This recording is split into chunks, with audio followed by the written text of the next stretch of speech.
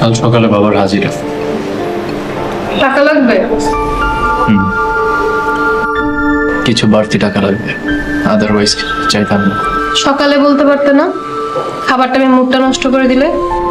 11টা 12টার আগে তুমি ঘুম থেকে ওঠো না, আমার তো সকাল 8টায় বেরোতে হবে। তুমি আমাকে ঘুমের খোটা দিচ্ছ? এই যে খাচ্ছ, যা পড়ছো সব আমার টাকায়। আমি মনে হয় কিছু করি না, বসে বসে খাই। বেতনের অর্ধেক টাকা তো তোমার হাতেই তুলে দিই। কয় টাকা বেতন পাও তুমি? যা পাও সব তো বাবা মাকে গিয়ে দিয়ে আসো। প্রতি মাসে মামলার পিছনে হাজার হাজার টাকা খরচ হচ্ছে। একটা ফ্ল্যাট ভাড়া আর আমার দেয়া অর্ধেক কিছু টাকা, অতি সাধারণভাবে তারা জীবনযাপন করছে।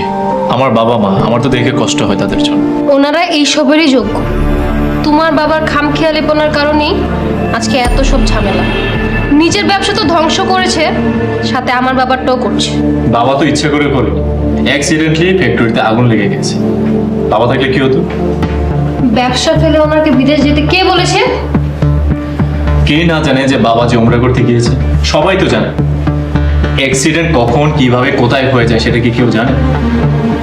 তাছাড়া তোমার কি মনে হয়, আমার বাবা যদি থাকতো তাহলে ফ্যাক্টরিতে আগুনটা লাগতো না? সারা বছর ধর্মকর্মের নাম নেই, বুড়া বয়সে গেছে উমরা করতে। আলিশা, আমার বাবা মাকে নিয়ে একটাও আজে বাজে কথা বলবে না। তোমার জন্য আমি আমার বাবা মাকে ছেড়েছি। আমার চাকরির, আমার বেতনের অল্প কিছু টাকা আমি আমার বাবা মার হাতে দিই। সেটাও যদি তোমার সহ্য না হয় তাহলে আমি আমার বাবা মাকে বলি তোমরা বিষ খেয়ে মরে যাও। তোমরা আমার জীবনে আসার পর থেকে এত ঝামেলা, বাবা মা মারা গেল, ব্যবসায় এত বড় লস, এখন শুধু বনানীতে একটা রেস্টুরেন্ট, জমানে কিছু টাকা আর 4টা ফ্ল্যাট ছাড়া কিছুই নেই আমাদের কাছে। আলিশা, তুমি যদি রাজি থাকো একটা ফ্ল্যাট বিক্রি করে সেই টাকাটা আমি ক্ষতিপূরণের ফান্ডে জমা দিয়ে দিই, তাহলে অন্তত আমার বাবা মামলার হাত থেকে রেহাই পাবে। কেন, তোমাদের না একটা ফ্ল্যাট আছে, ওইটা বিক্রি করতে বলো।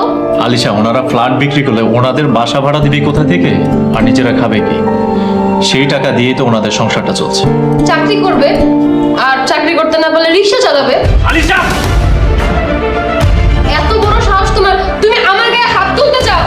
কাপুরুষ একটা, তোমার খাই না আমি পড়ি। হ্যাঁ, এত বড় সাহস কই পাও তুমি? তোমার এর ফল ভোগ করতে হবে। আমরা সবাই একজনের অভিশাপের ফল ভোগ করছি। শাহজাদি, রোজ নামাজ পড়ে আল্লাহর কাছে ক্ষমা চাই। তুমি ক্ষমা না করলে হয়তো আল্লাহ আমাদের মাফ করবেন না। মাফ করে দাও শাহজাদি, মাফ করে দাও।